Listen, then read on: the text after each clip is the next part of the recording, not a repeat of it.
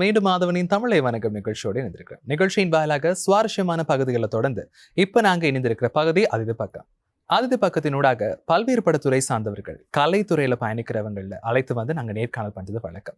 அதே போல இன்றைய நாள் ஆதவனின் தமிழை வணக்கம் நிகழ்ச்சியின் அதிதி பக்கத்தோடும் ஒரு சிறப்பான அருவியை தான் அழைத்து வந்திருக்கோம். அதுக்கு முன்பதாக இலங்கையில் பல்வேறு பட திரைப்படங்களினூடாக முக்கியமாக ஷார்ட் பிலிம்ஸ் நிறைய பண்ணியிருக்கிறாரு. திரைப்பட நடிகர் மற்றும் தயாரிப்பாளர் விக்னேஷ் அவர்கள் தான் எங்களோடு இணைந்திருக்கிறார். வணக்கம். வணக்கம். எப்படி இருக்கிறீங்க? நல்லா இருக்கேன். உங்களை சந்திச்சது ரொம்ப மகிழ்ச்சி. உங்களை சந்திச்சதுலேயும் ரொம்ப மகிழ்ச்சி. அதாவது உங்களுடைய இந்த திரைப்பட பயணம் என்பது வந்து ஒரு நீண்ட பாதைன்னு சொல்லலாம். முக்கியமாக வாழ்த்துக்கள். நன்றி. அதாவது ஒரு நடிகரா ஒரு தயாரிப்பாளரா ஒரு விடயத்தை செய்யும் போது பல்வேறுபட்ட கடினம் இருக்கும். அந்த கஷ்டம், அந்த அந்த கடந்து வந்த பாதை என்பது அந்த ஸ்க்ரீனில் தெரியும் போது அந்த கஷ்டம், அந்த கவலையெல்லாம் மறந்து போயிடும். அந்த கைத்தட்டல், அந்த விருது என்பது தான் முக்கியமாக ஒரு தயாரிப்பாளருக்கும் ஒரு நடிகருக்கும் தேவையான விடயம். அதே போல் உங்களுடைய வாழ்க்கையில் எப்படி நீங்கள் ஒரு நடிகராக வந்தீங்க? எப்போ அந்த பயணம் ஆரம்பிச்சிச்சு? நடிக்கணும் இல்லை சினிமா துறைக்குள்ளே வரணும் அப்படின்றது எனக்கு சின்ன வயசுலேருந்தே ஒரு பேஷன்.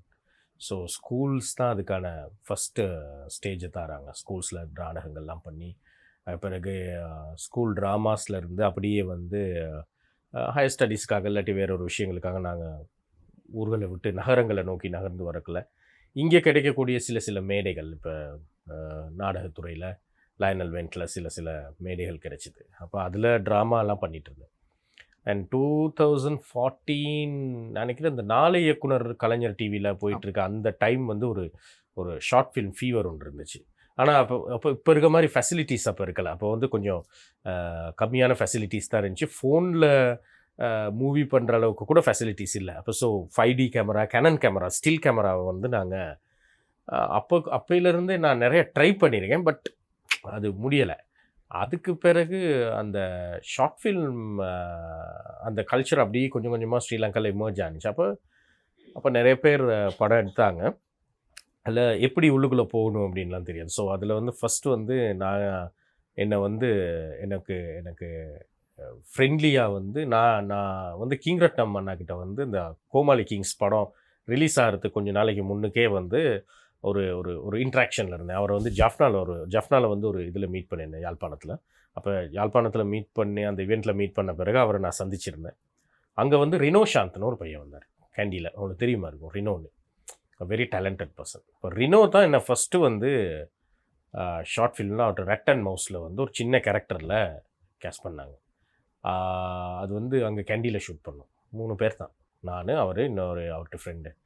ஸோ அது ரிலீஸ் ஆனிச்சு. அதுக்கு பிறகு அவங்க அதே நேரத்தில் சிமல்டேனியஸ்லி தவான்னு ஒருத்தர் இருந்தார், தவாஜின்னு. அவர் இப்போ சினிமாவிலேருந்து கொஞ்சம் ஆஃப் ஆகியிருக்காரு. அவர் ஒரு படம் எடுத்துகிட்டு இருந்தார், ஆட்டம் ஆரம்பம். இப்போ தான் ஆட்டம் ஆரம்பம். அப்போ அகிலன். அதெல்லாம் நான் நினைக்கிறேன் ஒரு 2014-15 அந்த பீரியட். அப்போ அதில் நான் கொஞ்சம் பண்ணிகிட்டு இருந்தேன். அப்புறம் அது மூலமாக சில லிங்க்குகளில் சில படங்கள், இப்போ யாத்திரைன்னு ஒரு படம் பண்ணேன், வாசு சார் ப்ரொடக்ஷனில். ராவன் தர்ஷன் ஒருத்தர் டிரெக்ட் பண்ணார். அதுக்கு பிறகு அதிலிருந்து ப்ரீச் ஆகி உள்ளுக்குள்ளே போனோடனே ரூபன் மூலமாக எனக்கு ரினோ ஆஞ்சலோ தெரியுமா இருக்கும், famous editor Angelo. So Angelo Johns என்னோட மீட் ஆகினார். ஸோ ஆஞ்சலோ ஜான்ஸோட ஒரு பெரிய பயணத்தில் ரேன்னு ஒரு படம் நடித்தேன். அது பயங்கர ஹிட்டாக இருந்துச்சு. அப்புறம் அந்த ஆஞ்சலோ ஜான்ஸ் ஒரு ஒரு ஒரு மைல்கல்னா ஆஞ்சலோ ஜான்ஸ்லேருந்து இப்போ இடையில லிங்கேஷ்னு ஒரு பையன் ஒரு படம் எடுத்தார். அதில் ஒரு சின்ன டாக்டர் மாதிரி ஒரு ரோல் ஒன்று பண்ணேன். அங்கேருந்து எனக்கு Dev camera DOP Dev friend ஆனார். தேவ் மூலமாக எனக்கு குட் கேன் பி பேட் அப்படின்னு ஒரு படம் ஒன்று வில்லனாக பண்ணேன். ஸோ அதுலேருந்து அப்படி இது பண்ணது தான். அதுக்கு பிறகு அப்படி பிரவீன் கிருஷ்ணராஜாவுடைய அறிமுகம், அதில் தி மாதர் ஹீரோ பண்ணேன், எல்லாம் பார்த்தேன்.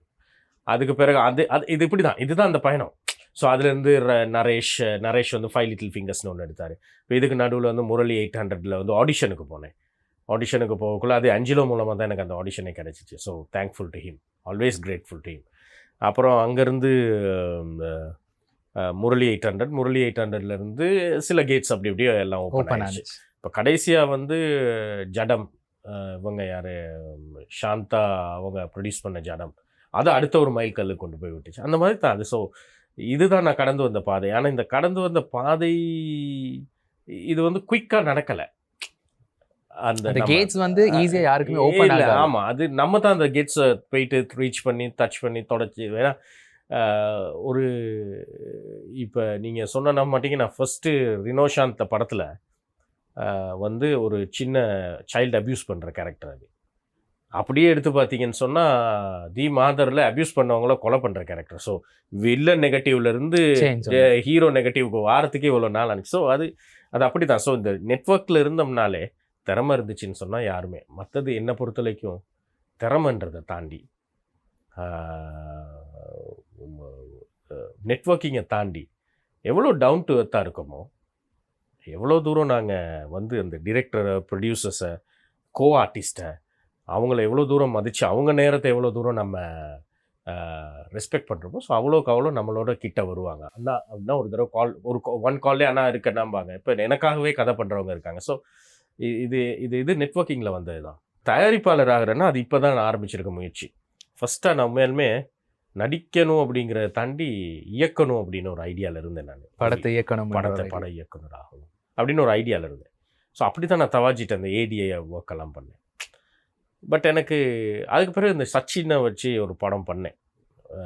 உண்மையிலுமே என்னோட க்ளோசஸ்ட் சினிமா இண்டஸ்ட்ரியில் யாருன்னு கேட்டால் சச்சின் தான். நான் எதனால அவனோட ஸ்டாப்பிள் சச்சினை தெரியுது உங்களுக்கு? சச்சின் சேர்ந்து ஆமாம் ஆமாம் அவரே தான்.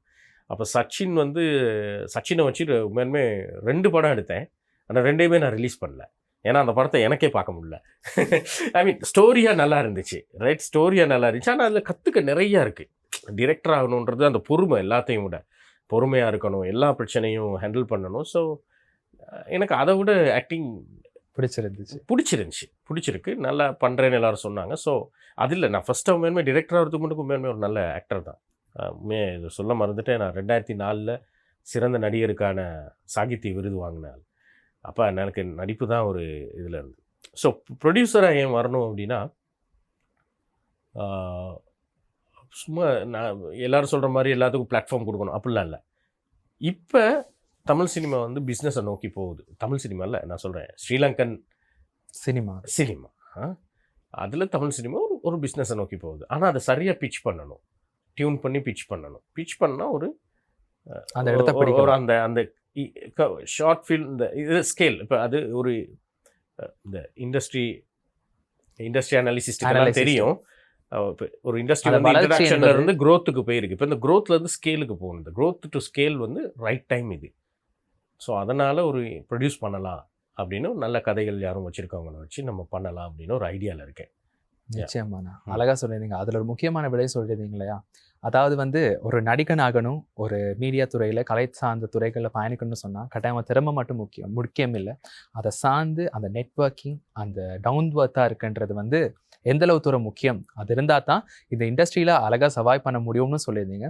அதையும் தாண்டி ஆரம்ப காலகட்டங்களில் ஒரு ஸ்க்ரீனில் உங்களை ஒரு நடிகனாக பார்க்கும் பொழுது, அதாவது வந்து ஆரம்ப காலகட்டங்களே வந்து எல்லாம் நினைச்சிருப்பாங்க, நீங்கள் சொன்னது போல தான் எல்லாருக்குமே வந்து நல்ல ஒரு கேரக்டர் கிடைக்கணும், ஒரு நல்ல ஒரு ஸ்கோப்பில் போய் சேரணும், மக்கள்கிட்ட போக்கிலே வந்து ஒரு பாசிட்டிவ் கேரக்டரில் போனால் டக்குன்னு மக்கள் பிடிச்சு கொள்வாங்கன்ற ஒரு அறிமுகம் தான் வந்து எல்லா நடிகன்ட்டையும் முதல்ல இருக்கும்.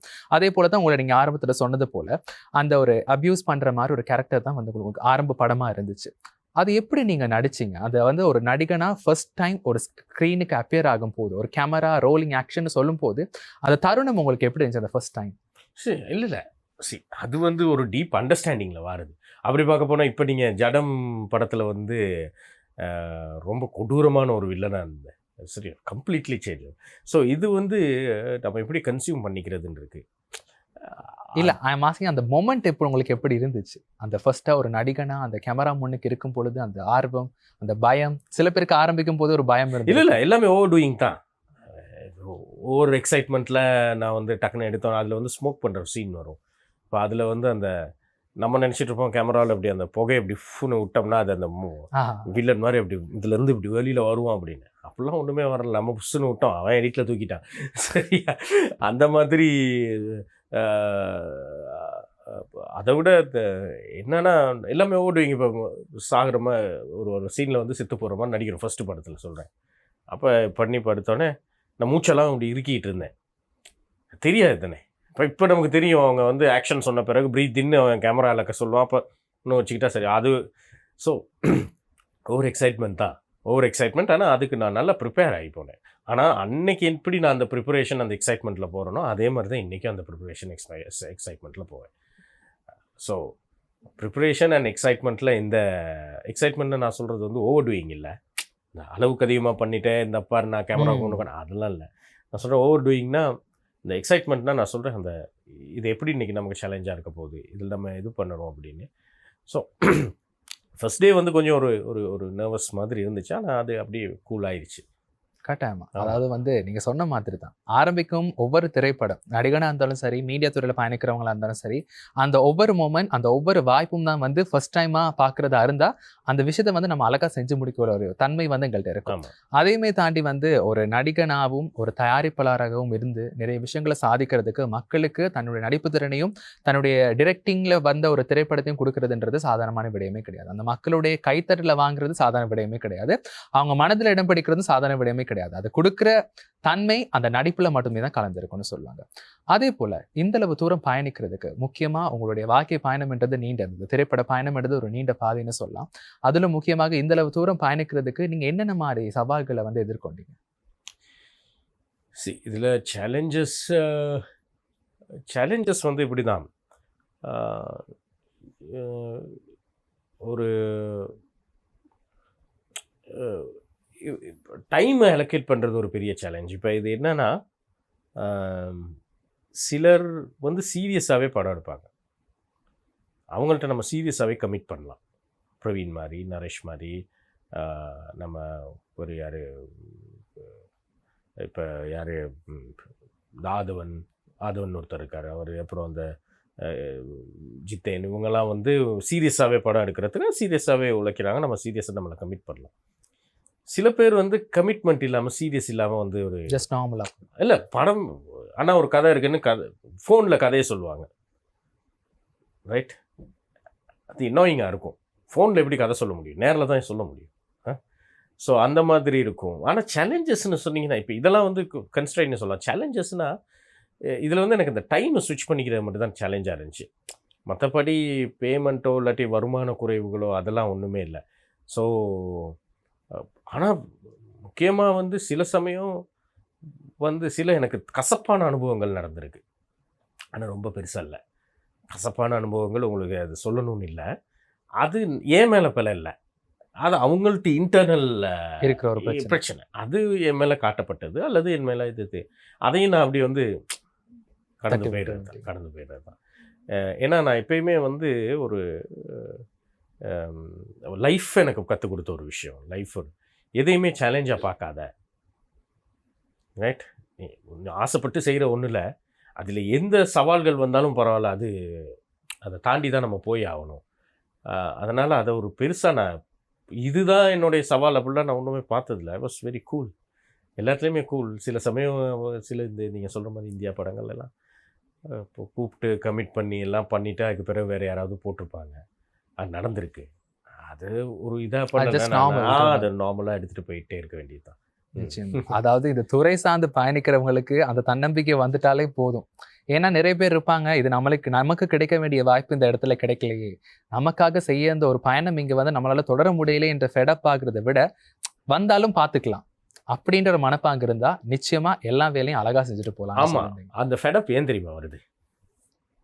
அந்த ஃபெடப் வந்து நீங்கள் பிடிக்காத ஒரு விஷயத்தை செய்கிறீங்கன்னு வச்சுக்குவோம். ரைட், அங்கனைக்கு அந்த ஃபெடப் வரும். பிடிச்ச அந்த வேலையை செய்கிறீங்கன்னு வைங்க, சரியா, அந்த ஃபெடப் உங்களுக்கு வரவே வராது. அது என்னோட லைஃப் லெசன்லேருந்து நான் சொல்கிறேன். ஏன்னா நம்ம ஒரு பிடிக்காத ஒரு இடத்துல இருந்தால் அது எது செஞ்சாலும் நம்மளை நல்லா தான் பாராட்டும். நீ நல்லா பண்ணுறப்பா அப்படின்னு, நீ நல்லா பண்ணுறப்பான்ற மாதிரியே நம்ம கேட்கும். சரியா, அதனால் அது நம்ம பிடிச்ச ஒரு விஷயத்தை செய்யக்குள்ள அந்த ஃபெடப்பெல்லாம் வராது. இது இல்லைன்னா இன்னொரு அடுத்து, இது இல்லைன்னா அடுத்துன்னு பைப்லைன் டெவலப் ஆகிடும்ல. அதான் நிச்சயமா அந்த திரைப்பட துறையில சார்ந்து நிறைய விஷயங்களை கேட்க தயாரா இருக்கிறோம். முக்கியமா வந்து இலங்கையில திரைப்படம் வந்து இப்ப நீங்க சொன்னது போலதான் ஒரு பீக்ல வந்து இப்ப போய்கிட்டு இருக்கு. நிறைய திரைப்படங்கள், கலைஞர்கள், நிறைய பேருக்கான அங்கீகாரம் வந்து இப்ப கொடுக்கப்பட்டு இருக்குன்னு சொல்லலாம். நிறைய பேர் வாராங்க, நிறைய திறமையானவங்களும் இலங்கையில இருக்காங்க. முக்கியமா ஒரு நடிகரா உங்களுடைய கண்ணோட்டத்துல சொல்லுங்க, இப்ப வளர்ச்சி எப்படி இருக்கு, எதிர்காலத்துல இனி எப்படியா மாறும் நீங்க நினைக்கிறீங்க? டெக்னிக்கலி நல்லா வளர்ந்துட்டோம் நாங்கள். Technically editing, post production and pre ப்ரொடக்ஷனில் ஒரு பிரச்சனை என்னென்னா, இங்கே வந்து ஓகே, கதை, திரைக்கதை, வசனம், இயக்கம், இது வந்து தமிழ் சினிமா எங்களுக்கு கற்றுக் கொடுத்த ஒரு விஷயம். அதுக்காக நாங்கள் அதை செய்யணும்லாம் இல்லை. ஆமா. சரியா? நம்ம இப்போ நீங்கள் சிங்கள இண்டஸ்ட்ரி எடுத்துக்கோங்க, ஹாலிவுட் எடுத்துக்கோங்க, அவங்க கதைகளை எடப்ட் பண்ணுவாங்க, நாவல்ஸ்லேருந்து எடப்ட் பண்ணுவாங்க. நம்மள்ட்ட இந்த இப்போ செங்கையாலியான் அது வந்து என்னென்னா, இந்த நிறைய எழுத்தாளர்கள், இலக்கியவாதிகளோட நாங்கள் கொஞ்சம் எங்களுடைய இயக்குனர்கள் வந்து பின்னியன். அது மட்டும் தான் எனக்கு இருக்கிற லக்கிங். அதே நேரத்தில் இப்போ இண்டஸ்ட்ரியை வந்து இன்னும் கமர்ஷியல் எலிமெண்ட்ஸோடு யாருமே பார்க்க மாட்டேங்கிறாங்க. இது இன்னும் தெளிவாக சொல்கிறேன்னா உங்களுக்கு எப்படின்னா, இன்னும் தெளிவாக சொல்கிறேன்னா, நம்ம போய் இப்போ நம்ம ஷார்ட் ஃபில்ம் எடுக்கிறோம், அது ஒரு லேர்னிங் கர்வ். அதை ஸ்க்ரீன் பண்ணுறோம். அது உண்மையாலுமே அந்த ஸ்க்ரீனிங் எதுக்கு வந்துச்சு அப்படின்னா, இந்த இந்தியாவில் கூட இங்கே எல்லா இடத்துலையுமே அந்த ஸ்க்ரீனிங் பண்ணிவிட்டு அதில் ஒரு 4 பேர் பேனலில் இருந்து இதை பார்த்து உங்களுக்கு அட்வைஸ் பண்ணுறதுக்கு தான் அந்த ஸ்க்ரீனிங். சரி, நீங்கள் இந்த இடத்துல இப்படி பண்ணிடுங்க, இந்த இடத்துல. ஆனால் இதை நம்ம கமர்ஷியலாக செய்யவும் ட்ரை பண்ணோம், விச் இஸ் நாட் ராங், தப்பு இல்லை. இந்த திரும்ப திரும்ப ஷார்ட் ஃபில்மை எடுத்துக்கிட்டு இருக்கிறது வந்து என்ன அர்த்தம்னா, இது கிட்டத்தட்ட ஒரு சும்மா கொசு கடிச்சா சொரிகிற மாதிரி, அப்பா சொரிய சுகமாக இருக்குடா, சொரிஞ்சிக்கிட்டே இருப்போம் அப்படின்னு. ஆனால் கடைசியில் அது புண்ணா தான் ஆகும். அதனால் அடுத்த கட்டத்துக்கு போகணும். அடுத்த கட்டம் எப்படி போகும்? நீங்கள் மார்க்கெட்டிங் தெரிஞ்சுருக்கணும், பிஸ்னஸ் பண்ணணும், சினிமா பிஸ்னஸ்னால் என்னன்னு தெரிஞ்சுக்கணும். அதை இப்போ எனக்கு நான் பேர் சொல்ல விரும்பலை, ஆனால் முக்கியமான 2 பேர் மட்டும்தான் நான் பார்க்குறேன் அந்த சினிமாவை பிஸ்னஸாக மாற்றக்கூடிய அந்த ஒரு இதில் இருக்காங்க. ஆமாம் ஆமாம் ஆமாம். அதாவது ஒரு ப்ரொடியூசராக உள்ளுக்கு வரவர் வந்து ஃபுல்லாக மார்க்கெட் அசஸ் பண்ணி எத்தனை தியேட்டர் இருக்குது, எப்போ ரிலீஸ் பண்ணலாம், சர்க்கிட்டில் ரிலீஸ் பண்ண எவ்வளோ ஆகும், ஸோ எந்த கண்டென்ட்டுக்கு இங்கே ரிச் இருக்குது, இலங்கையில் தமிழ் சினிமா பண்ணோம்னா எத்தனை பேர் பார்க்க வருவோம், எத்தனை பேர் பார்க்க வர மாட்டான், சரி அதை தாண்டி ஓடிடிக்கு போகிறோன்னா என்ன, இப்படி ஃபேக்ட்ஸ் அண்ட் ஃபிகர்ஸோட டேட்டாவோட கம்ப்ளீட் பிஸ்னஸ் பிளானோட வாரது என்னையை பொறுத்தவரைக்கும் 2 பேர் தான் இருக்காங்க. ஸோ இந்த பிஸ்னஸ் பிளான் கட்டாயம் முக்கியம். இந்த பிஸ்னஸ் பிளானுக்கு இது இல்லை இங்கே, அதான் லேக்கிங். ஸோ அதுதான் நான் என்னோட அடுத்த எய்மே வந்து இந்த மூவி மேக்கர்ஸுக்கு வந்து உண்மையாலுமே இந்த மூவி பிஸ்னஸை பற்றின ஒரு ஒர்க் ஷாப் ஒன்று செய்யணும் அப்படின்னு நினைக்கிறேன். சும்மா எல்லாரும் சொல்கிறாங்க அமேசானுக்கு போயிடலாம், நெட்ஃப்ளிக்ஸுக்கு போயிடலாம், ஆஹாக்கு போயிடலாம், சிம்பிளிசம் எதுக்குமே போக முடியாது. அதுக்கெல்லாம் இப்போ அக்ரிகேட்டர்ஸ் இருக்காங்க, டிஸ்ட்ரிபியூஷன் நெட்வொர்க் இருக்குது, அதுக்கான ப்ராசஸ் அதுக்கு ஒரு ப்ராசஸ் இருக்குது, அந்த ப்ராசஸுக்கு ஒரு காஸ்ட் இருக்குது, புரியுதா? அப்போ அதை நம்ம ஃபஸ்ட்டு பார்க்கணும். செகண்ட் திங், அப்படியே நீங்கள் ப்ராசஸில் போனால் சினிமாவை பொறுத்தவரைக்கும், இந்த சினிமா பிஸ்னஸை பொறுத்தவரைக்கும், இப்போ நீங்கள் டிஷர்ட் வைக்கிறீங்கன்னு நீங்கள் அந்த கஸ்டமருக்கு டிஷர்ட்டை காட்டுவீங்க, அவர் பிடிச்சிருக்கும் பிடிக்கலை, அது ஸ்டாக்கில் இருக்கும். இது அப்படி இல்லை, நீங்கள் காட்டுறீங்க, அவனுக்கு பிடிக்கல தான், திரும்ப அது ஸ்டாக்குக்கு போகாது, அதோட எக்ஸ்பயர் ஆயிடும். பெரிய பெரிய படங்களுக்கு 3 நாள் தான் ஷெல்ஃப் லைஃப், சரியா? 3 நாளுக்குள்ளே அந்த இதை வித்தாகணும். ஸோ இன்னைக்கு ஸ்ட்ராட்டஜி ஒர்க் அவுட் ஆகும். அப்போ ஒரு தடவை அந்த சினிமாவை காட்டிட்டோம்னா காட்டினது தான். அப்போ என்னன்னா, இதுக்கு தான் இந்த ப்ரீ ப்ரொடக்ஷன் ஸ்டெப் வருது. அதில் தான் வந்து இந்த என்ன சொல்கிறாங்க, இந்த கண்டென்ட் இங்கே தான் நம்ம இன்னொரு பிளவு விடுறோம். நீங்கள் வந்து இந்தியாவில் தமிழ் சினிமாவில் தமிழ்நாட்டில் இருந்ததை இங்கே அப்படியே காப்பி பண்ணிங்கன்னா will not going to work, அது ஒர்க் ஆகும். சரி, இங்கே இருக்கிற ஒரிஜினாலிட்டியை அப்படியே காட்ட போகிறீங்கன்னா அது ஆர்ட் ஃபில்ம் கேட்டகரிக்குள்ளே வரணும். அதுவும் இல்லாமல் அதுக்குள்ளே ஒரு கமர்ஷியல் எலிமெண்ட் பண்ணிங்கன்னா நல்லா இருக்காது. ஸோ ஒரு பேலன்ஸோடு வரணும், புரியுதா? ஈக்குவலாக பேலன்ஸாக வர மாதிரி இருக்கு. நம்ம யார்கிட்ட எந்த இண்டஸ்ட்ரி நமக்கு பார்த்து பழகக்கூடிய இண்டஸ்ட்ரினா மலையாளம் இண்டஸ்ட்ரி, ரைட்? ஸோ நான் என்ன சொல்கிறேன்னா, நீங்கள் மட்டக்களப்புலையோ யாழ்ப்பாணத்துலேயோ மலையகத்துலேயோ கொழும்புலையோ நீங்கள் ஒரு படம் எடுக்கிறீங்கன்னா, அப்படி ஒரு படம் அவர் தவாஞ்சின்னு நான் சொன்னேன்ல, அவர்கிட்ட அந்த அகிலன் வந்து ஆட்டம் ஆரம்பம்லாம் கிட்டத்தட்ட அந்த மாதிரியான ஒரு கான்செப்ட் தான். கொழும்புக்குள்ளே ஒரு ஸ்கூலுக்குள்ளே நடக்கிற ஒரு கிரிக்கெட் மேட்ச், அதுக்குள்ளே நடக்கிற லவ், அது இதுன்னு ரொம்ப ஆரிஜினேட்டடாக இருக்கும். ஸோ கோமாளி கிங்ஸ் அந்த மாதிரி தான். அந்த மாதிரி இந்த ஒரிஜினேட்டடாக வந்தீங்கன்னா மட்டும்தான் நம்ம இந்த மார்க்கெட்டில் டிஃப்ரென்ஷியேட் பண்ண முடியும். அதை விட்டுட்டு நானும் விஜய் மாதிரி ஃபைட் பண்ண போகிறேன், விஜய் சேதுபதி மாதிரி இது பண்ண போகிறேன் அப்படின்னா அது ஒர்க் அவுட் ஆகும். ஸோ இந்த தெளிவு வேணும். இப்போ அதனால் இப்போ இண்டஸ்ட்ரி என்னன்னு கேட்டிங்கன்னா, finally technically strong, writing bit week, business poor. அது இருந்தால் அந்த இந்திய சினிமாவுக்கும் ஈடு கொடுக்க வகையில இலங்கை சினிமா மாறும்னு சொல்றீங்க? இல்ல அது இல்ல. இந்திய சினிமாவுக்கு எப்பயுமே ஈடு கொடுக்க இயலாது. அவங்க பண்ற பில்லியன்ஸ் வந்து நம்மளால பண்ணவே முடியாது. ஒரு நடிகரை நீங்க எப்படி பாக்குறீங்க? முக்கியமா வந்து இலங்கையில இருக்க திரைப்படங்களே நீங்க நடிகரா ஒர்க் பண்ணிருக்கீங்க, தென்னிந்திய துறையில இருக்க திரைப்படங்களே ஒர்க் பண்ணிருக்கீங்க. ஒரு நடிகரா ரெண்டையும் நீங்க எப்படி பாக்குறீங்க ஒரு நடிப்பு துறையில? இல்ல நீங்க தமிழ் எனக்கு என்னோட அனுபவமே இருக்குது. இப்ப சில அவங்க அவங்க அந்த இண்டஸ்ட்ரியை நம்ம இண்டஸ்ட்ரியோட கம்பேர் பண்ணவே முடியாது. ஆனால் நம்ம ஸ்ரீலங்கன் தமிழ்னு சொல்லணும், ஸ்ரீலங்கன் சிங்கள மூவிஸை எடுத்துக்கிட்டிங்கன்னா ரொம்ப ரியலிஸ்டிக்காக இருக்கும், ரொம்ப யதார்த்தமாக இருக்கும், மக்கள் வாழ்க்கையாக இருக்கும். அங்கே இந்த நடிப்பு மொழின்னு ஒன்று இருக்குது தம்பி. நடிக்கிறதுக்கு ஒரு மொழி, ஒரு பாஷை. ஆமாம், அது வந்து ரொம்ப முக்கியம். அது வந்து மலையாளத்துக்கும், நீங்கள் மலையாளத்தில் பார்த்தீங்கன்னா தெரியும், அவங்க அந்த வேஷ்டியை கட்டி அதை இப்படி இப்படி சும்மா எடுத்து அது ரொம்ப கேஷுவலாக அப்படி எடுத்துக்கிட்டு வந்து ஒரு டயலாக் ஆரம்பிக்கிறதுக்கு முன்னுக்கு அவர் உட்காந்து இப்படிலாம் பண்ணிட்டு என்ன நினச்சி அப்படின்னு கேட்பாரு. அந்த ரொம்ப ஸ்லோவாக இதாகும். ஸ்லோன்னு இல்லை நான் சொல்கிறேன், அதுதான் அந்த நடிப்பு மொழி. அந்த லாங்குவேஜுக்கு இது. அதே மாதிரி தான் சிங்கள படத்துலேயும் வந்து ஒரு அந்த சின்ன சின்ன அசைவுகள்லாம் இருக்கும். ஆனால் தமிழ் சினிமாவுக்கு போனீங்கன்னா இந்த நான் என்னோட சொந்த அனுபவத்தில் சொல்கிறேன், நீங்கள் இந்த யதார்த்தமாக கொண்டு வரதுக்காக வந்து பண்ணுறதெல்லாம் வந்து சார் டக்குன்னு டயலாக பேசிட்டு போங்க சார், அவ்வளோதான். டக்குன்னு பேசுங்க, புரியுதா? எப்படி வந்தியா, நல்லா இருக்கியா, அவ்வளோதான். வந்தாச்சு, டயலாக் சொன்னாச்சு, உன்னோட கதை முடிஞ்சு. ஆமாம் ஆமாம். ஸோ அவங்களுக்கு வந்து அது அது அது அது ஒவ்வொரு மொழியினுடைய இல்லாட்டி ஒவ்வொரு இண்டஸ்ட்ரியினுடைய வேறுபாடு. அது நம்ம ஒன்றும் சொல்ல முடியாது, ஏன்னா டைரக்டர் கேட்குறத என்னால் கொடுக்க முடியும். ஆனால் மலையாளமும் இல்லாட்டி சிங்கள படத்தில் எடுத்திங்கன்னா அங்கே வந்து ஒரு ஒரு ஒரு அங்கே வந்து உங்களுக்கு அந்த உடல் மொழியோடு வரணும், ரைட்? எனக்கு அது சரியாக சொல்ல தெரில, அது வரணும். அது வர பாடி லாங்குவேஜும் கட்டாயமாக தேவை. ஆமாம் ஆமாம் ஆமாம், ரைட். ஸோ அந்த நேச்சுரலை வந்து அவங்க எதிர்பார்க்குறாங்க. ஸோ அதுதான் டிஃப்ரென்ஸ். அதனால் நம்ம வந்து தமிழ் சினிமாவை நம்மளால கம்பேர் பண்ணவே முடியாது. ஏன்னா அங்கே நம்பர்ஸ் மட்டும் தான் பேசும், கதையை தாண்டி நம்பர்ஸ் மட்டும் தான் பேசும். நம்ம அதனால் நம்ம இங்கே அந்தளவுக்கு சிங்கள சினிமாவே அந்தளவுக்கு நம்பர்ஸ் பேசுகிற அளவுக்கு போகல. இப்போ தான் சிங்கள சினிமா 2025 2026 இது வரைக்கும் வந்த most of the Sinhala films வந்து ஹிட் ஆகிருக்கு. இப்போ தான் நீங்கள் பார்க்குறீங்க, இந்த ஒரு 2-3 வருஷமாக தான் பார்க்குறீங்க தியேட்டர்லேயே எத்தனை சிங்கள படம் ஓடுதுன்னு, புரியுதா? நான் இப்போ அநேகமாக எல்லா படமும் பார்த்துட்டேன், எல்லாமே வந்து அருமையான படங்கள். ஆனால் அவ்வளவும் அந்த ஒரிஜினல் ஸ்டோரிஸ் இல்லைன்னு சொன்னால்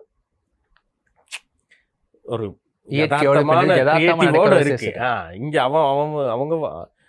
அவங்க வந்து இந்த நம்ம தமிழ் சினிமாவில் இருக்கிற ஸ்டண்டெல்லாம் பண்ண ஆரம்பிச்சாங்கன்னா அது ரொம்ப காமெடி ஆயிடும். அதை ஸோ கம்பேர் பண்ண முடியாது. ஆனால் அதை விட ஒரு நல்ல ஒரு பொசிஷனுக்கு நாங்கள் வரலாம் அப்படின்ற. நிச்சயமா. அதாவது வந்து நீங்கள் அந்த சினிமா சம்மந்தப்பட்ட நிறைய விஷயங்கள சொல்லியிருந்தீங்க. அந்த கம்பேரேட்டிவ் பார்க்கும்போது அந்த ரெண்டுக்கும் இடையில வந்து வேறுபாடுகள் எப்படி இருக்குன்னு சொல்லிடுங்க. அதையும் தாண்டி ஒரு நடிகனா வளரணும், ஒரு நடிகனா வரணும், நிறைய விடயங்களை சாதிக்கணும்னு நிறைய பேர் இருக்காங்க. அப்போ இலங்கையை பொறுத்த மட்டும் நிறைய பேர் திறமையானவங்க நிறைய இருக்காங்க. ஆனால் இருந்தாலும் அவங்களுக்கான இடம் வந்து இன்னும் கொஞ்சம் கிடைக்க பெறல. ஆனால் இலங்கைக்கான திரைப்பட வாய்ப்புகள் வந்து இப்போ தான் அந்த கேட்ஸ் ஓப்பன் ஆகியிருக்கு, இப்போ தான் வளர்ந்துட்டு வருதுன்னு நாங்கள் பார்க்கக்கூடியதாக இருக்கும். இருந்தாலுமே கூட நிறைய பேர் வந்து வாராங்க, விரும்பி டக்குன்னு எடுத்தோடனே வந்து டக்குன்னு ஃபேமஸ் ஆகிடணும், டக்குன்னு நல்ல ஒரு துறைக்குள்ளே போயிடணும், இந்த துறையில் வந்து பிரபலம் ஆகிடணுன்ற ஃபோக்கஸில் தான் சில நடிகர்கள் இப்போ இருக்க இளைஞர்கள் மத்தியில் வராங்க. இதை பற்றி நீங்கள் என்ன நினைக்கிறீங்க? இல்லை, அது நடிகர்கள் மட்டும் இல்லை, ஃபில்ம் பாய் அப்படின்னு போடணும்னு எல்லாரும் டக்குன்னு வந்துடுறாங்க. ஆமாம், அது துறை சார்ந்தவர்களே அப்படிதான் நினைக்கிறேன். டக்குன்னு ஸ்பீட் பண்ணணும், தப்பு இல்லை. ஏன்னா டெபியூ படம் எடுத்தவங்களே பயங்கர ஹிட்டு கொடுத்துருக்காங்க. உலக சினிமாக்கள் எடுத்து பார்த்தீங்கன்னா பல கதாசிரியர்கள் வந்து முதல் கதையே அவங்களுக்கு பல விருதுகளை வாங்கி கொடுத்துருக்கு, தப்பு இல்லை. ஆனால் என்னன்னா நான் என்ன சொல்ல வரேன்னா,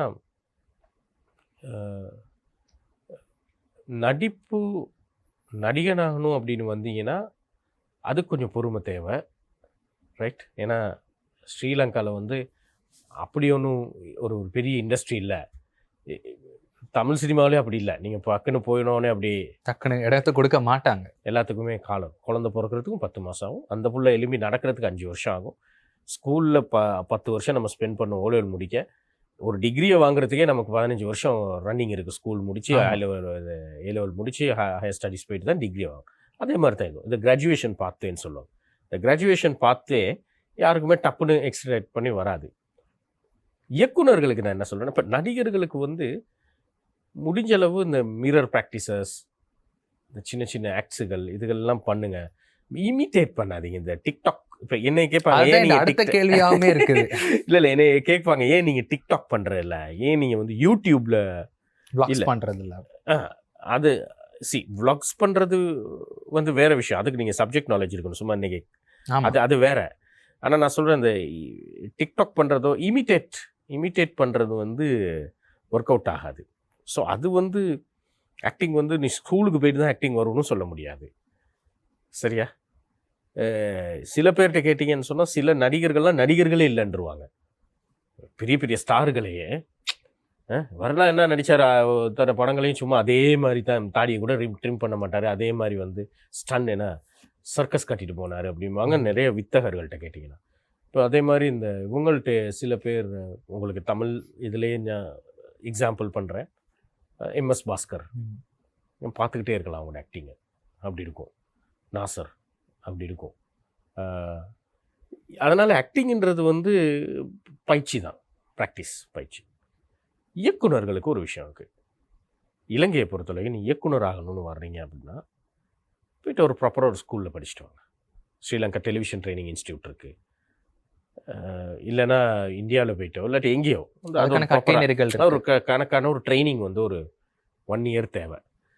இல்லைன்னு சொன்னால் சில பேர் வந்து இப்போ எனக்கு தெரிய பிரவீன், நரேஷ் இவங்கெல்லாம் வந்து அவங்களோட கெப்பாசிட்டிக்கு ஏற்ற மாதிரி சின்ன சின்னதாக படங்களை எடுத்து தானே தன்னை செதுக்கிக்கிட்ட இதுங்க. ஆக இதுதான் பார்த்தேன் இல்லை, ப்ராக்டிஸ் தான்.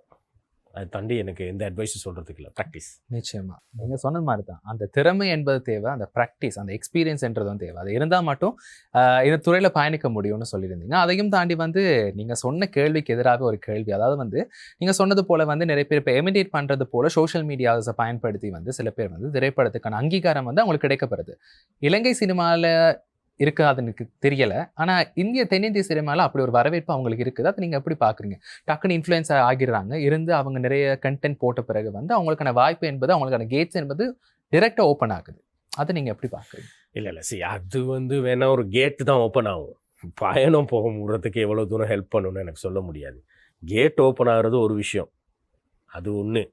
அந்த கேட்டில் எவ்வளோ தூரம் நீங்கள் போகிறீங்கன்றது ரெண்டாவது. இன்றைக்கி இருக்கிற சோஷியல் மீடியா லைஃப்பில் வந்து கேமரா தூக்குன எல்லாருமே ஸ்டார் தான். இந்த வாட்டர்மெலன் ஸ்டார் திவாகர்னு இருக்கார், அவர் நீங்கள் ஏற்றுக்குவீங்களா என்னைக்காவது நடிகன்னு? அப்புறம் இந்த யாரோ இந்த ஜிம் அக்காவோ என்னென்னமோலாம் வாருது இன்ஸ்டாகிராமில், அவங்களாம் ஏற்றுக்கிறீங்களா நீங்கள் நடிகர்கள்? அது இல்லை. ஏன்னா அவங்களுக்கு என்னை பொறுத்த வரைக்கும் ஆர்ஜே பாலாஜியே நான் ஏற்றுக்கலை இன்னும். சரியா? இயக்குனரும் இல்லை, நடிகரும் இல்லை, இதுவுமே இல்லை. அது எல்லாம் என்ன சொல்கிறது, அதெல்லாம் வந்து இந்த ஃபேமில் அந்த இதில் வந்துட்டாங்கன்றது தான் என்னோடய கருத்து. ஸோ டீப்பாக ஒரு சினிமா நான் வந்து ஒரு ஒரு அதாவது இப்படி ஒன்று இருக்குது தானே, கோயில் இல்லாத ஊரில் குடியிருக்க வேணான்னு சொல்லுவாங்க. நான் தேட்டரில் இல்லாத ஊரில் இருக்கவே மாட்டேன். ரைட்? நான் எல்லா படமும் தேட்டரில் தான் பார்ப்பேன். Unless and otherwise it's available on நெட்ஃப்ளிக்ஸோ இல்லாட்டி ப்ரைம்லேயோ அந்த அஃபிஷியல் ஓடிடியில் தான் பார்ப்பேனே, இருந்தால் பார்ப்பேன். அதை தாண்டி இந்த டவுன்லோட் பண்ணி பார்க்குறது அதெல்லாம் வந்து எனக்கு இல்லை. நான் அதெல்லாம் வந்து கொலைன்னே நினைக்கிறாள், அதுக்கான எதிரானவர். ஸோ எந்த படமோ நான் போய் தியேட்டரில் பார்த்துருவேன். 1 நாளோ 2 நாளோ 3 நாள்லையோ போய் பார்த்துருவேன். அது எந்த மொழி படமாக இருந்தாலும். ஸோ தியேட்டரில் அந்தளவுக்கு நான் வந்து சினிமாவை நேசிக்கிறேன். சினிமாவோட நான் வந்து நிறையா இப்போ மணிவாணன் ஒருத்தர் இருக்கார், அவரோடலாம் நிறையா கான்வர்சேஷன்ஸ் வச்சுருக்கேன். ஸோ இந்த ஃபேமில் உள்ளுக்கு வாரவங்களுக்கு வந்து வேணா ஃபஸ்ட்டு ஒரு இன்ட்ராக்ஷன் ஓப்பன் ஆகும். ஆனால் அதை தாண்டி நீங்கள் இப்போ சாதிக்கணும். இப்போ இந்த பிளட், ஃபுல் ஆஃப் பிளட், அந்த படம் லோகேஷ் கனகராஜ் நடிக்கிறார் அந்த படத்தில், ஃபுல்லு பிளட். எனக்கு தெரியல, ரைட்? இது வேணா இந்த சும்மா ஒரு படத்துக்கு நல்லா இருக்குமா இருக்கும். ஆனால் நீண்ட பயணம் நீங்கள் போகணும் ஒரு இதுக்கு. நானும் ஒரு பெரிய எக்ஸ்பர்ட் இல்லை, ஆனால் நான் நம்புறது என்னென்னா இந்த ஃபேமெல்லாம் வந்து இந்த ஃபேம் டு மயக்கத்திலே நான் வந்து பெரிய ஆள் அப்படின்லாம் இல்லை நினச்சிடக்கூடாதுன்றேன். நிச்சயமா அந்த தெளிவு வந்து கட்டாமல் எல்லாருக்கும் இருக்க வேண்டும். ஏனண்டா வந்து நிறைய பேர் நினைக்கிறது, இப்போ இருக்க இளைஞர்கள் மத்தியில் நிறைய பேர் நினைக்கிறது கூடும், அதை டக்குன்னு ஒன்று இமிட்டேட் பண்ணிட்டா அவங்களுக்கான வாய்ப்புகள் இருக்கும், அவங்களுக்கான கேட்ஸ் என்பது ஓப்பன் ஆகும், இன்னும் நீண்ட பயணம் அவங்க பயணிக்கலாம்ன்றதை வந்து எல்லா இளைஞர்களுமே நினைக்கிறது உண்டு. ஆனா திறமை என்பது கட்டாயமாக அவங்களுக்குள்ள இருக்க ஒரு விஷயம். அந்த திறமை, விடாமுயற்சி, நீங்க சொன்னது மாரி பொறுமை. அந்த பொறுமை என்பது ஒவ்வொரு இயக்குனருக்கும், ஒவ்வொரு நடிகருக்கும் இருந்தா மட்டுமே போதும். ஒரு நீண்ட பாதைய, ஒரு சினிமா பாதைய உங்கள் வாழ்க்கைக்குள்ள உள்ளாக்கி கொள்ளலாம் என்றதான் நீங்க சொல்லியிருந்தீங்க. அதையுமே தாண்டி இந்த அளவு தூர பயணங்கள்ல இப்ப முக்கியமா உங்க ஜர்னிய பத்தி பேசுவோம். அதாவது வந்து இலங்கையில உள்ள திரைப்படங்கள தாண்டி தென்னிந்திய தமிழ் திரைப்படங்களே நீங்க நடிச்சிருக்கீங்க. முக்கியமா பராசக்தியா இருக்கட்டும், 800 படமா இருக்கட்டும், எப்படி இந்த ஜர்னி எல்லாம் உங்களுக்கு அமைய பெற்றுச்சு? எப்படி நீங்க அத நடிச்சீங்க? எப்படி அந்த எக்ஸ்பீரியன்ஸ் எல்லாம் உங்களுக்கு இல்ல இருந்துச்சு? பராசக்தி வந்து ஆடிஷன் போனேன். அதுக்கு ஃபர்ஸ்ட்டு மேன்மே தேங்க் பண்ணணும் கார்த்தி, ஐங்கரன் மீடியா சொல்யூஷன். காத்து. அந்த அந்த இடத்துக்கு போகிறதுக்கு ஒன்று சொல்கிறேன். அதாவது இதை நீங்கள் பதிவு பண்ணிக்கங்க. கட்டாயம். தமிழ் ஹிஸ்டரி ஸ்ரீலங்காவிலேருந்து இந்திய சினிமாவுக்கு போய் சாதிச்சவங்க என்னை பொறுத்த வரைக்கும் ஒரு 3 பேர். சரியா? என்னை பொறுத்த வரைக்கும் ஒருத்தர் இயக்குனர், இது இந்த நெலும் குழுன படம் எடுத்தாரே இளங்கோராம், ரைட்? ஏன்னா அவர் ஒரு 2025 வந்து டாப் 10 மூவிஸுகளில் அவர் படம் ஒன்று, ரைட்? அவர் ஒருத்தர்.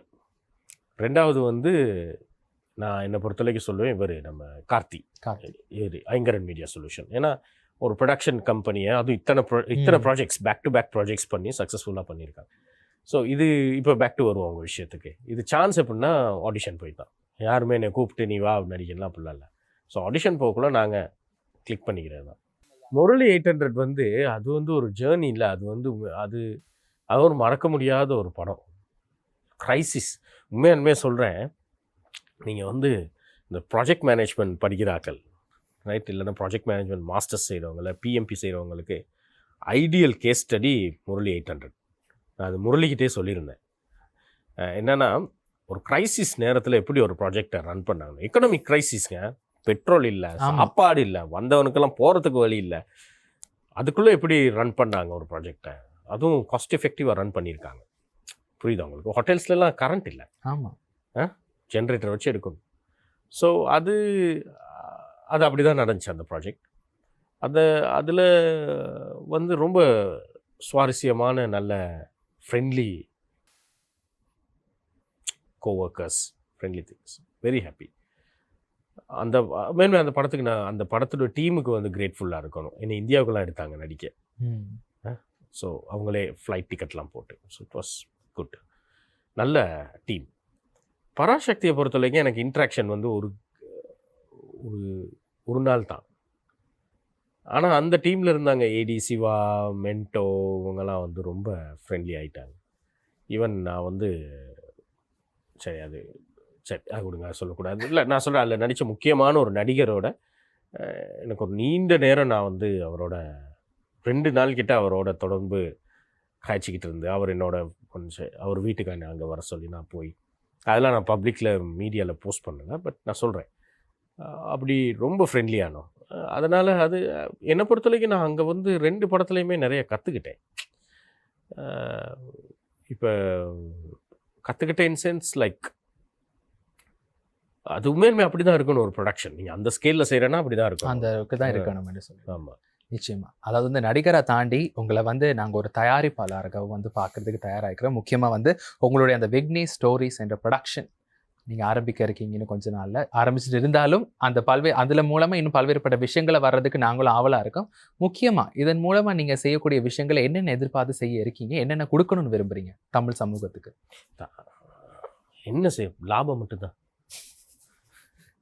லாபம் மட்டும்தான். இப்போ தான் ரைட் டைம். சரியா? ஒரு விவசாயிக்கு தெரியணும் எந்த நேரம் விதையை போடணும். ஸோ இது ரைட் டைம். இப்போ போட்டால் நல்லா பார்க்கலாம், அவ்வளோதான். மற்றபடி இது லாபம் வராட்டி, அது ஒரு படம் வந்து ப்ராஃபிட்டாக ஈல்டு பண்ணாட்டி எப்படி மற்றவங்களுக்கு சான்ஸ் கொடுக்குறது? அதுவும் சரிதான். இப்போ இது யாருக்கும் இவருக்கு சான்ஸ் கொடுக்குறோம் அவருக்கு சான்ஸ் கொடுக்குறோம் இல்லை. நல்ல கதையோடு இருக்கவங்க வாங்க, ஃபோனில் கதை சொல்லாமல் நேரில் வாங்க. சரியா? பவுண்டட் ஸ்கிரிப்டோட வாங்க. நம்பிக்கை இருந்தால் வந்து கதையை சொல்லுங்கள், நம்பிக்கை இருந்தால் ஸ்கிரிப்டை கொடுங்க. நம்ம இல்லைன்னா போயிட்டு ஃபில்ம் கார்பரேஷனில் ஸ்கிரிப்டை ரெஜிஸ்டர் பண்ணிவிட்டு வாங்க, பண்ணலாம். அது கொஞ்சம் ஆட்டிடியூட்டை கழட்டி வச்சுட்டு வாங்க, பண்ணலாம். ஸோ நல்ல கதைகளுக்காக இப்போ நான் வந்து கதையை மட்டும் கேட்டுட்டு கமிட் பண்ணுற மாதிரியும் இல்லை. அந்த கதைக்கான எவ்வளோ மார்க்கெட் டிமாண்ட் இருக்குன்றதையும் பார்ப்பேன். ஸோ இப்படி பல விஷயங்களை பார்த்துட்டு நம்ம டிசைட் பண்ணலாம். விக்னேஷ் ஸ்டோரிஸ் வந்து மெயினாக மூவி ப்ரொடக்ஷன் வந்து ஒரு ஒரு ஒரு பார்ட். ஆனால் அதை தாண்டி சில விஷயங்கள் நாங்கள் பிளான் பண்ணிகிட்ருக்கோம். ஸ்டார்ட் அப்ஸ்க்காக ஒன்று யோசிச்சுட்ருக்கேன். ரைட், ஸ்டார்ட் அப்ஸ்க்கு வந்து இங்கே இன்குபேஷன் ஆக்சலரேஷன் ப்ரோக்ராம்ஸ் மட்டும் இல்லாமல் ஸ்டார்ட் அப் ஐடியாஸை பிச் பண்ணி அவங்களுக்கு இன்வெஸ்ட்மெண்ட் மேட்சிங் செய்கிற மாதிரியும் நம்ம யோசிச்சுட்ருக்கோம். மற்றது அதில் அப்படி இல்லை விக்னேஷ் ஸ்டோரிஸில் வந்து க்ரீன் பிஸ்னஸ்களை எப்படி ப்ரொமோட் பண்ணலாம் அப்படின்ற ஆங்கிளில் பார்க்குறோம், இஎஸ்டி மாதிரியான விஷயங்கள். ஸோ இப்படி போயிட்டுருக்கு. நாங்கள் டைம் வந்தோடனே அப்டேட் பண்ணுறேன். சில சமயம் விக்னேஷ் ஸ்டோரிஸ்ன்ற கம்பெனியே ஸ்டார்ட் பண்ணாமல் கூட போகலாம். ஏன் நான் அப்படி சொல்றேன்? இல்லை, அது சரி, மாற்றங்கள் மாறலாம். ஆமாம், மாற்றங்கள் வரலாம். எல்லாமே செக்கிங் பாசிபிலிட்டிஸ். ஆனால் ரெஜிஸ்ட்ரேஷன்லாம் முடிஞ்சு, இன்வெஸ்ட்மெண்ட் எல்லாம் வந்துருச்சு, அக்கௌண்ட்ஸ் எல்லாம் ஆரம்பிச்சாச்சு, எல்லா வேலையும் பார்த்துச்சு, ஆஃபீஸும் பார்த்தாச்சு, ஆரம்பிக்க மட்டும் தானே இருக்கிறது. ஆரம்பிச்சாச்சு. கொஞ்சமாக டைம் வரக்குள்ள அப்டேட்ஸ் தருவோம். நிச்சயமாண்ணா, எல்லா கேள்விகளுக்கும் வந்து தெளிவாக பதிலை கொடுத்துருந்தீங்க. இருந்தாலுமே கூட எல்லா நடிகர்களுக்கும் வந்து ஒரு இன்ஸ்பிரேஷன் இருக்கும். இவரை மாதிரி நம்ம கொஞ்சம் நடிச்சு பார்க்கலாம், இல்லாட்டி இவர்கிட்ட போல உத்திகளை வந்து நம்ம கையாண்டு நம்ம கொஞ்சம் நம்மளுடைய பாணியில வந்து செஞ்சு பார்ப்போமே அப்படின்னு ஒரு ஐடியா இருக்கும். அந்த மாதிரி உங்களுக்கு யாரும் இருக்கிறாங்களா? ரஜினிகாந்த் எனக்கு நினைவு தெரிஞ்ச காலத்தில் நான் ஃபஸ்ட்டாக பார்த்த படம் ரஜினி படம். அவர் எனக்கு வந்து பிளட்டில் இருக்கார். டை ஹார்ட் ரஜினி ஃபேன்னா ரஜினியை வந்து ஸ்க்ரீனில் பார்க்குற ஃபேன்லாம் இல்லை. அவர்கிட்ட லைஃப் அப்படியே எடுத்துகிட்டு வாழ்கிறவன் நான். ரைட், அவர்கிட்ட லைஃப் என்னது, அவர் மகான் இல்லைன்னு அவரே சொல்கிறாரு. கருப்பு பணம் வாங்கினேன், அப்புறம் கொஞ்சம் கொஞ்சமாக குறைச்சிட்டேன், புத்தி வந்தோடனே அப்படி. So what a kind of, யார் சொல்லுவா இந்த மாதிரி, நான் தப்பு பண்ணேன், தெளிவு வந்த பிறகு மாறிட்டேன். ஸோ இதுதான் ரஜினி. ஸோ சூப்பர் ஸ்டார் தான் என்னோட இன்ஸ்பிரேஷன், சூப்பர் ஸ்டார் தான் என்னோட குரு, சூப்பர் ஸ்டார் தான் என்னோட ஆன்மீக வழிநடத்தல், சூப்பர் ஸ்டார் தான் என்னோட எல்லாமே, ஆல் இன் ஆல். ரைட், நான் சூப்பர் ஸ்டாருடைய அவர் ஒரு விஷயம் சொல்லுவார். நான் எவ்வளோ பெரிய ஃபேன்னா, 2006 நீங்கள் பிறந்திருக்க கூட மாட்டீங்கன்னு நினைக்கிறேன். சந்திரமுகி படம் வந்திருந்த டைமில் இப்போ மிஹின் லங்கான்னு ஒன்று ஓடுனுச்சு. ஸ்ரீலங்காலேருந்து இந்தியாவுக்கு போய் சென்னையில் போயிட்டு சந்திரமுகி ஆல்பர்ட் தியேட்டரில் ஃபஸ்ட் ஷோ பார்த்தேன். சரியா, அதுக்கு பிறகு 2017 18 அவர் வந்து ஃபேன்ஸை மீட் பண்ணுறாருன்னு ராகவேந்திரா தியேட்டரில் போயிட்டு அந்த அவரோட மண்டபத்தில் போய் அவரை சந்திச்சிடணும், பார்க்கணும் அப்படின்னு நின்றுட்டு இருந்து, கடைசியில் எனக்கு அப்படி ஒரு ஒரு 2 செகண்ட் இப்படி பார்த்தேன், 2 செகண்ட் அப்படி திருப்பி போனார். இந்த மாதிரி நான் ஒரு die hard Rajini fan. So அவர் தான் என்னோட இன்ஸ்பிரேஷன், அவர் தான் பிடிக்கும், என்னோட குரு. இருந்தாலும்னா ஒரு முக்கியமான கேள்வி, இப்போ எல்லா நடிகர்கள் இருந்தாலுமே கூட அவங்களுக்கான தனித்துவம் இருக்கும், அவங்களுக்கான யூனிக்னஸ்ன்றது இருக்கும். அது மாதிரி உங்களுக்கான யூனிக்னஸ் என்ன? யதார்த்தமாக இருக்கிறது, எதையுமே ரிவர்ஸில் யோசிக்கிறது. ஒரு கேரக்டரை கொடுத்தீங்கன்னா அந்த கேரக்டர் இப்படி தான் பண்ணும் அப்படின்னு யோசிக்கிறதில்ல. அந்த கேரக்டரை வந்து கொஞ்சம் மைண்டில் போட்டு ப்ராசஸ் பண்ணிக்கிடுவேன். ப்ராசஸ் பண்ண பிறகு இந்த கேரக்டர் இப்படி பண்ணால் நல்லாயிருக்கும் அப்படின்னு. இப்போ அதோட அவுட்புட் வந்து நீங்கள் நல்லா பார்க்கலாம். ஜடம்ல அது ஒரு சேலஞ்சிங் கேரக்டர். ஜடம் பார்த்தீங்களா, அந்த சாந்தா அவங்க தான் நடிச்சிருந்தாங்க அந்த படத்தில். அந்த கிளைமேக்ஸில் ஒரு வில்லத்தனம் ஒன்று வரும். அது எல்லோரும் சொன்னாங்க, அங்கேருந்து டிரெக்டர், அசிஸ்டன்ட் டிரெக்டர் கலாபவன் மாதிரி பண்ணிக்கங்க, இவர் மாதிரி பண்ணி சொன்னேன். யார் மாதிரி நான் பண்ண ரெடியாக இல்லை. எனக்கு தெரியும் இதை வந்து எங்கனைக்கு கொண்டு வரணும், எங்கே நான் முறைக்கணும். ஸோ அது ஒரு நீங்கள் சொல்கிற மாதிரி அந்த அவனுங்களை கர்ண கொடூரன்னு சொல்லுவானுங்க. கர்ண கொடூரனுங்கெல்லாம் நீங்கள் நினைக்கிற மாதிரி அந்த கலாபவன் மாதிரி இப்படிலாம் பண்ணிகிட்டு இருக்க மாட்டானுங்க. அது இந்த பார்வையிலே தெரியும். ஸோ அது அப்படி தான் என்னோட யூனிக்னஸ் வந்து என்னோட யதார்த்தம். கட்டாயமாண்ணா, அதே மாதிரி தான் ஒவ்வொருவங்களுக்கு முக்கியமாக நடிகர்களாக இருக்கட்டும், எந்த துறை சார்ந்து பயணிக்கிறவங்களாக இருக்கட்டும், அந்த தனித்துவம் என்றது சிறப்பான முறையில் உங்களுக்கு அமையப்பெற்றிருக்க வேண்டும். இருந்தால் மட்டும்தான் அதுதான் உங்களுக்கான அடையாளம்னு சொல்லலாம். அதையும் தாண்டி இன்றைய நாள் தமிழை வணக்கம் நிகழ்ச்சியில் நிறைய உங்களோட பயணம் சார்ந்த விஷயங்கள், உங்களுடைய நடிப்புத்துறை சார்ந்த விஷயம் நிறைய எங்களோட பகிர்ந்து கொண்டீங்க. நிகழ்ச்சியில் நிறைவா அடுத்ததாக என்னென்ன பண்ண இருக்கீங்க, என்னென்ன திரைப்படங்கள் வெளியாகிட்டும் தயாராக இருக்கிறது? டிவிக்கு ரிலீஸ் ஆக இருக்குது தீயது வெள்ளக்கேளீர். முக்கியமான ஒரு படம். அந்த சேலஞ்சிங் வித்தியாசமான ஒரு கேரக்டர் நல்லா பண்ணியிருக்கேன். பிரவீன் கிருஷ்ணராஜோட இயக்கம், பொய் சொல்லக்கூடாது, செம டிரெக்ஷன், நல்ல ஸ்டோரி லைன், நல்ல இது. அது அவருக்கு ஒரு கேட் ஒன்று ஓப்பன் பண்ணும், எனக்கும் ஒரு கேட் ஓப்பன் பண்ணணும்னு நினைக்கிறேன். படத்தில் எல்லாருக்குமே கேட் ஓப்பன் ஆகும். அதில் நல்லா வந்திருக்கு படம், சூப்பராக வந்திருக்கு. அதில் ரொனி வந்து நான் நினைக்கிறேன் அடுத்த ஒரு ரொனி சிங்கராயன் ஒருத்தர் இருக்கார், அவர் வந்து அடுத்து ஒரு நல்ல ஒரு பீக்குக்கு போவார். ஆமாம் ஆமாம் ஆமாம், அது கவிப்பிரியாவும் ஒரு பீக்கு போவாங்கன்னு எனக்கு என்னமோ விளங்குது, அது உங்களுக்கு விளங்குச்சு. ஸோ அது வர இருக்குது, அவளோட எதிர்பார்த்துட்ருக்கேன். உங்களை மாதிரி நானும் அன்றைக்கி டப்பிங்கெல்லாம் பேசினா சூப்பராக இருக்குது. அடுத்து என் கைவசம் பைப்லைனில் ஒன்றுமே இல்லை. தெலுங்குல ஒரு வெப் சீரிஸ் பண்ணிட்டு இருக்கீங்க, ரிலீஸ் ஆக. ஆமாம், தெலுங்குல வெப் சீரிஸ், அது நான் ஹைதராபாத் போய்ட்டு ஷூட்டிங்லாம் முடிச்சுட்டே வந்துட்டேன். ஸோ அது வந்து என்னென்னா, அவங்க டைம் டு டைம் இப்போ அடுத்த ஒரு ஷெடியூலுக்கு கூப்பிட்ருக்காங்க, அது போயிட்டுருக்கு. அதில் ஒரு ஸ்ரீலங்கன் தமிழ் இல்லை, ஸ்ரீலங்காவிலேருந்து போகிற ஒரு ஒரு ஒரு ஒரு ஒரு ஒரு தமிழ் கேரக்டர். அது தமிழ் கேரக்டர்னு இல்லை, ஒரு கேங்ஸ்டர். ஓகே, அந்த அந்த அவங்களோட, சரி அது நம்ம கதையை சொல்ல தேவையில்ல, பட் அது போயிட்டுருக்கு.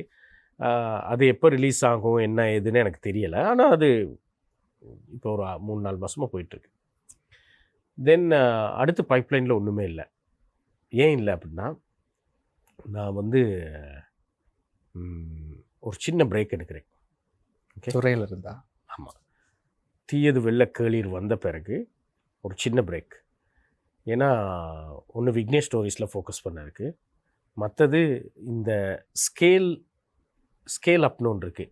இது ஓகே, இது போதும், பண்ணியாச்சு, அடுத்து போகணும், அடுத்த கட்டத்தை. அதாவது உங்களோட நடிப்புத்துறைக்கான ஸ்கேல் இதோட முடிஞ்சிருச்சுன்ற? இல்லை இல்லை இல்லை இல்லை, நடிப்புத்துறையில் இவ்வளோ தூரம் வந்த இந்த ஸ்கேல் சரி இல்லை இல்லை, இந்த இது சரி, இதுக்கு பேர் ஸ்கேல் அப் பண்ணணும், ஸ்கேலிங் அப்ன்றேன்னு நான் சொல்கிறேன். இது அடுத்த கட்டத்தை கொண்டு போகணும். இப்போ அடுத்த கட்டத்தை கொண்டு போகிறேன்னா சில வேலைகள் நான் செய்ய இருக்கேன்.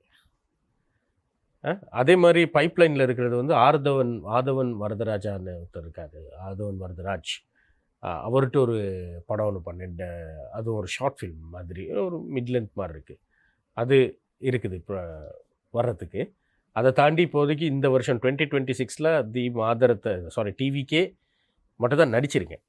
இது இப்போ ஆதவண்ட படம்லாம் போன வருஷம் நடித்தேன், இந்த வருஷம் உண்மையுமே அதுக்கு தாண்டி இப்போ ஷூட்டிங்கே போகலை. ரீசன் என்னென்னா, ஒரு போஸ் வேணும் அப்படின்னு நினைக்கிறேன். ஒரு பிரேக் ஒன்று வேணும். இல்லை பிரேக் இல்லை, ஏதோ ஒரு போஸ், அது ஒரு சின்ன பிரேக்னு வச்சுக்கலாம், சின்ன பிரேக். அப்புறம் கொஞ்சம் ஸ்கேல் அப் பண்ணி போகலான்னு, ஏதோ கடவுளேன்னு ஆண்டவரேன்னு மேலே உள்ள எதுவும் நினச்சானா நல்லது நடக்கும்னு நினைக்கிறேன். கட்டாயமானா இன்றைய நாள் வந்து ஆதவன் தமிழை வணக்கம் நிகழ்ச்சியில் எங்களோட இணைந்திருந்தீங்க. நிறைய விஷயங்கள், உங்கள் கலை சார்ந்த பயணம், உங்களுடைய நடிப்புத்துறையாக இருக்கட்டும், இன்னும் நீங்கள் நிறைய விடயங்கள் செய்யணும், இன்னும் பல திரைப்படங்கள் நடிக்கணும், அதையும் தாண்டி நீங்களும் இன்னும் இயக்கணும். அந்த விக்னேஷ் ஸ்டோரிஸ்ன்ற பயணம் ஒரு நீண்ட பாதையாக எல்லாருக்கும் அந்த கேட்ஸ் ஓப்பன் ஆகும் என்ற நம்பிக்கையோட இன்றைய நாள் தமிழை வணக்கம் நிகழ்ச்சிக்கு வருகை தந்ததுக்கு மனமார்ந்த நன்றிகள். மனமார்ந்த நன்றிகள்.